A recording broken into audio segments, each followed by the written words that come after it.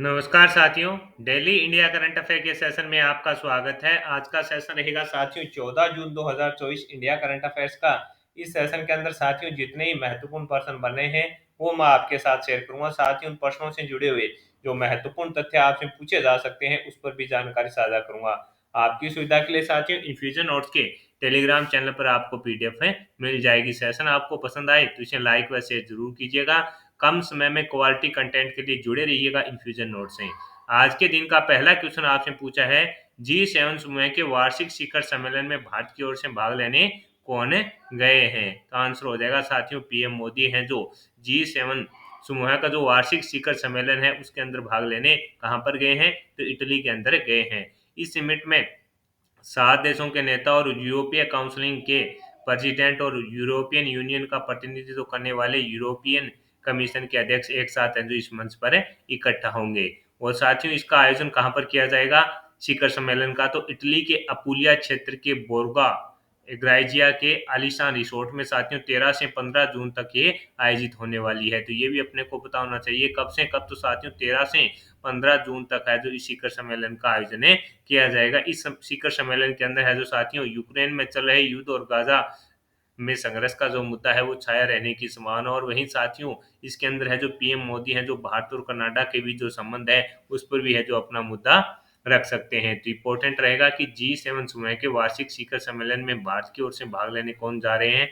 तो आंसर हो जाएगा साथियों पीएम मोदी हैं जो गए हैं। और कब से कल? तो 13 से 15 जून तक साथियों इसका आयोजन किया जाएगा। कहाँ पर? तो आंसर हो जाएगा इटली के अंदर है जो इसका आयोजन किया जाएगा। ये सब चीजें अपने लिए इंपॉर्टेंट रहने वाली है। अगला क्वेश्चन साथियों आपसे पूछा गया है, इंपॉर्टेंट क्वेश्चन रहेगा। असम सरकार ने राज्य में बालिका शिक्षा को बढ़ावा देने और बाल विवाह को समाप्त करने के लिए कौन सी योजना शुरू की है? ये क्वेश्चन इंपॉर्टेंट रहने वाला है। असम सरकार ने राज्य में बालिका शिक्षा को बढ़ावा देने और बाल विवाह को समाप्त करने के लिए कौन सी नई योजना शुरू की है? तो आंसर हो जाएगा मुख्यमंत्री निजुत मोइना। ये जो योजना है उसको शुरू किया गया है। असम सरकार ने राज्य में बालिका शिक्षा को बढ़ावा देने और बाल विवाह को समाप्त करने के लिए एक नई योजना मुख्यमंत्री निजुत मोइना है की घोषणा की है। असम सरकार कैबिनेट के द्वारा इस योजना को मंजूरी देने के बाद 12 जून 2024 को साथियों जो असम के मुख्यमंत्री हैं हिम्मत विश्वा शर्मा ने इसकी घोषणा की है। इसके अंदर होगा क्या साथियों? उच्च माध्यमिक शिक्षा में नामांकित छात्रों को सरकार की ओर से प्रति माह 1000 रुपये मिलेंगे। 3 साल या 4 साल के डिग्री स्नातक कोर्स में दाखिला लेने वाली छात्राओं को प्रति माह 1200 रुपये मिलेंगे। और वहीं साथियों पोस्ट ग्रेजुएशन या बीए डिग्री में नामांकित छात्र को प्रति माह 2500 रुपये दिए जाएंगे। तो ये सब चीजें साथियों अपने को याद रखनी है। नहीं उच्च माध्यमिक शिक्षा में जो छात्र नामांकित छात्र हैं उनको सरकार की ओर से प्रति माह 1000 रुपये, 3 साल या 4 साल के डिग्री स्नातक कोर्स में दाखिला लेने वाले छात्रों को प्रति माह 1200 रुपये, पोस्ट ग्रेजुएशन या बीएड के अंदर जो नामांकित छात्र हैं उन छात्राओं को साथियों नामांकित छात्राओं को है जो सरकार की ओर से 1000 रुपये, उच्च माध्यमिक शिक्षा में जो नामांकित छात्राओं को है जो 1000 रुपये, और साथियों पोस्ट ग्रेजुएशन या बीए डिग्री में जो नामांकित छात्राएं हैं उनको है जो प्रति माह 2500 रुपये दिए जाएंगे। ये अपने को याद रखना है।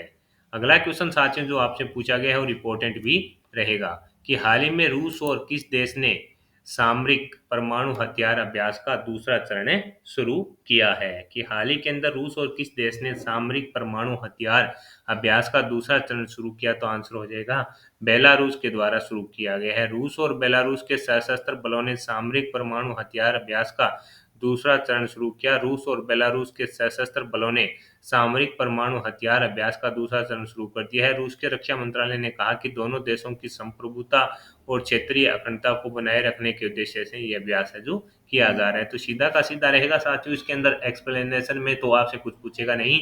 हाल ही में रूस और किस देश ने सामरिक परमाणु हथियार अभ्यास का दूसरा चरण शुरू किया? तो आंसर हो जाएगा बेलारूस के द्वारा। अगला क्वेश्चन आपसे पूछा है कि हाल ही में जनरल वाकर उज़्ज़मान किस देश के नए सेना प्रमुख बने हैं? आपसे पूछा है कि हाल ही में जनरल वाकर उज़्ज़मान किस देश के नए सेना प्रमुख बने हैं? तो आंसर हो जाएगा आपका कहाँ के बने हैं? बांग्लादेश के। लेफ्टिनेंट जनरल वाकर उज़्ज़मान को 3 वर्ष के कार्यकाल के लिए बांग्लादेश का अगला सेना प्रमुख नियुक्त किया गया है। इससे पहले वे चीफ ऑफ जनरल स्टाफ थे और उन्हें सेना प्रमुख के पद पर पदोन्नत किया गया है। 20 दिसंबर 1985 को कोर ऑफ इन्फेंट्री में इनको कमीशन दिया गया था। तो इम्पोर्टेंट है कि हाल ही के अंदर जनरल वाकर उस जमान किस देश के नए सेना प्रमुख बने हैं, तो आंसर हो जाएगा बांग्लादेश के। ये अपने को याद रखना है। अगला क्वेश्चन आपसे पूछा गया है साथियों कि संयुक्त राष्ट्र ने किस वर्ष को अंतर्राष्ट्रीय क्वांटम और प्रौद्योगिकी वर्ष घोषित किया है, कि संयुक्त राष्ट्र ने किस वर्ष को अंतर्राष्ट्रीय क्वांटम और प्रौद्योगिकी वर्ष घोषित किया है, तो आंसर हो जाएगा 2025 को। संयुक्त राष्ट्र महासभा ने इस प्रस्ताव को स्वीकार कर इसे पारित किया और 7 जून 2024 को आधिकारिक तौर पर 2025 को साथियों क्वांटम विज्ञान और प्रौद्योगिकी का अंतर्राष्ट्रीय वर्ष है जो घोषित किया है। तो ये अपने को याद रखना है कि संयुक्त राष्ट्र ने किस वर्ष को अंतर्राष्ट्रीय क्वांटम और प्रौद्योगिकी वर्ष घोषित किया है, तो 2025 को ये घोषित किया गया है। ये अपने को याद रखना है, अपने लिए इम्पोर्टेंट रहने वाला है। अगला क्वेश्चन आपसे पूछा गया है साथियों कि ग्लोबल जेंडर गैप इंडेक्स 2024 में भारत की रैंक क्या है, तो भारत इसके अंदर साथियों 129वें स्थान पर है। विश्व आर्थिक मंच के वैश्विक लैंगिक अंतर सूचकांक में भारत 2 स्थान फिसलकर 129वें स्थान पर आ गया है, जबकि 12 जून को प्रकाशित रैंकिंग के अंदर साथियों आइसलैंड है जो इसके अंदर शीर्ष स्थान पर है। ये भी अपने को याद रखना है कि ग्लोबल जेंडर गैप इंडेक्स 2024 में जो भारत की रैंक है वो क्या है, तो भारत इसके अंदर साथियों 129वें स्थान पर है। और विश्व आर्थिक मंच यूईएफ के वैश्विक लैंगिक अंतर सूचकांक के अंदर साथियों पहले भारत है जो कितने स्थान पर था, तो 127वें स्थान से फिसल कर है जो 129वें स्थान पर आ गया। और शीर्ष स्थान पर साथियों आइसलैंड है जो लगातार इसमें शीर्ष स्थान पर बना हुआ है।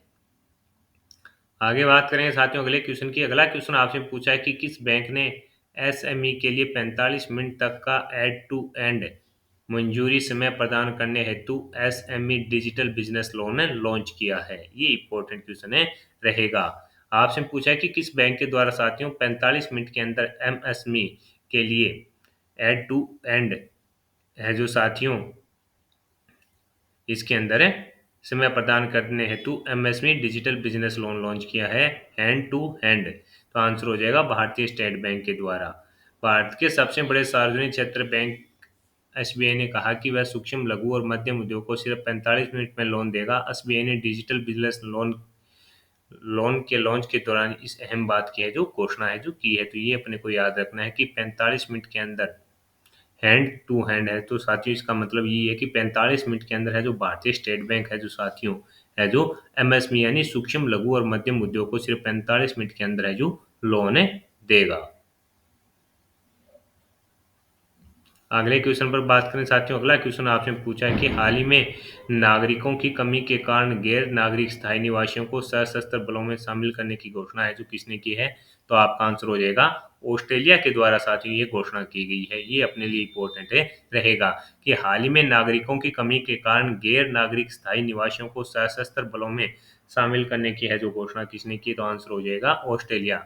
ऑस्ट्रेलिया जुलाई 2024 से उन गैर नागरिक स्थायी निवासियों को ऑस्ट्रेलियाई सशस्त्र बलों में शामिल होने की अनुमति देगा जो कम से कम 12 महीनों से ऑस्ट्रेलिया के अंदर रह रहे हैं। यानी साथियों जो कम से कम 1 साल के अंदर 1 साल का उन्हें समय हो गया जो ऑस्ट्रेलिया के अंदर रह रहे हैं, उन्हें साथियों है जो किसमें जो सशस्त्र बलों में शामिल किया जाएगा। साथियों आपको भी पता है कि ऑस्ट्रेलिया और चीन के जो संबंध है वो आपस में इतने अच्छे नहीं है, तो इसके चलते साथियों जो ऑस्ट्रेलिया की सेना है जो थोड़ी आपको भी पता है कि वहां पर जनसंख्या कम है, जिसके चलते अपनी सेना को मजबूत करने के लिए साथियों ऑस्ट्रेलिया के द्वारा ये फैसला किया गया है कि जो कम से कम 12 महीने से ऑस्ट्रेलिया में रह रहा है उसको साथियों क्या है ऑस्ट्रेलिया की जो सशस्त्र बल है उसके अंदर है जो शामिल किया जा सकेगा।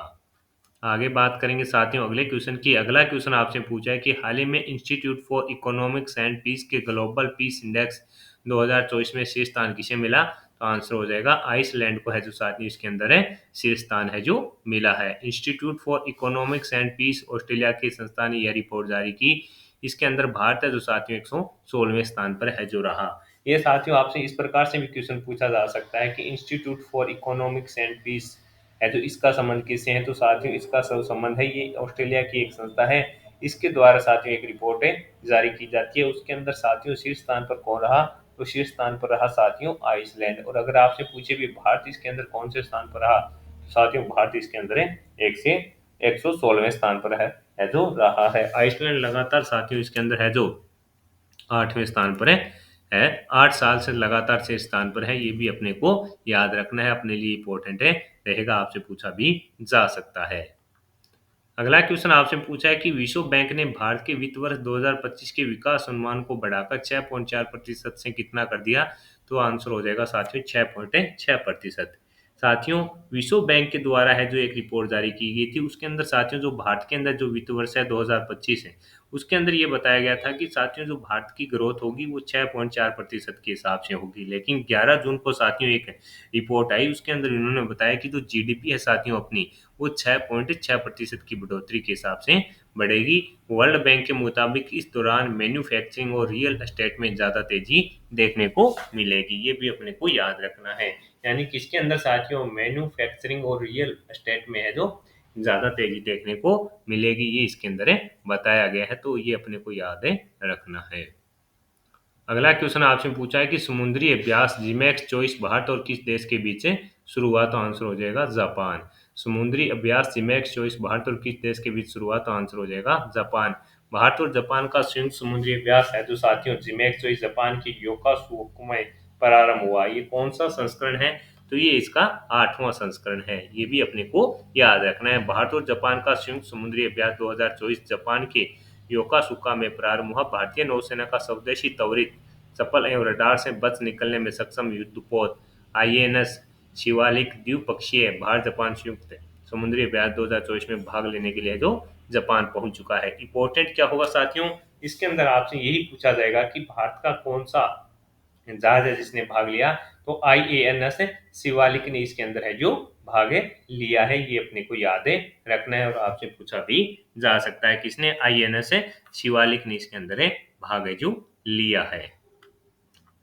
आगे बात करेंगे साथियों अगले क्वेश्चन की। अगला क्वेश्चन आपसे पूछा है कि अरुणाचल प्रदेश के मुख्यमंत्री के रूप में शपथ है किसने ली है? तो आंसर हो जाएगा पेमा खांडू। इसके द्वारा पेमा खांडू ने है जो साथियों अरुणाचल प्रदेश के मुख्यमंत्री के रूप में शपथ ली है। भारतीय जनता पार्टी के पेमा खांडू ने 13 जून को साथियों लगातार तीसरी बार है जो अरुणाचल प्रदेश के मुख्यमंत्री के रूप में शपथ है जो ली है। अरुणाचल प्रदेश के राज्यपाल ने लेफ्टिनेंट जनरल सेवानिवृत्त के टी अरुणाचल प्रदेश के राज्यपाल लेफ्टिनेंट जनरल सेवानिवृत्त के टी पटनायक ने उन्हें ईटानगर के दरोजी खांडू कन्वेंशन हॉल में पद और गोपनीयता पद की है जो शपथ दिलाई।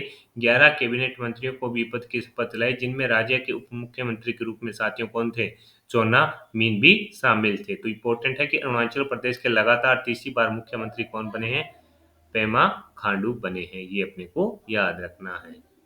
इस सेशन के अंदर साथियों जितने महत्वपूर्ण प्रश्न बन रहे थे 14 जून 2024 के, वो मैंने आपके साथ शेयर कर दिए हैं। साथियों उन प्रश्नों से जुड़े हुए जो महत्वपूर्ण तथ्य हैं आपसे पूछे जा सकते हैं, उस पर भी जानकारी साझा कर दी है। मेरा प्रयास रहा साथियों कि कम समय में आपके साथ है जो क्वालिटी कंटेंट शेयर किया जाए। सेशन आपको पसंद आया है तो इसे लाइक व शेयर जरूर कीजिएगा। आपकी सुविधा के लिए साथियों इन्फ्यूजन नोट्स के टेलीग्राम चैनल पर है जो आपको इस सेशन की पीडीएफ है मिल जाएगी। तो जुड़े रहिएगा इन्फ्यूजन नोट्स से। धन्यवाद।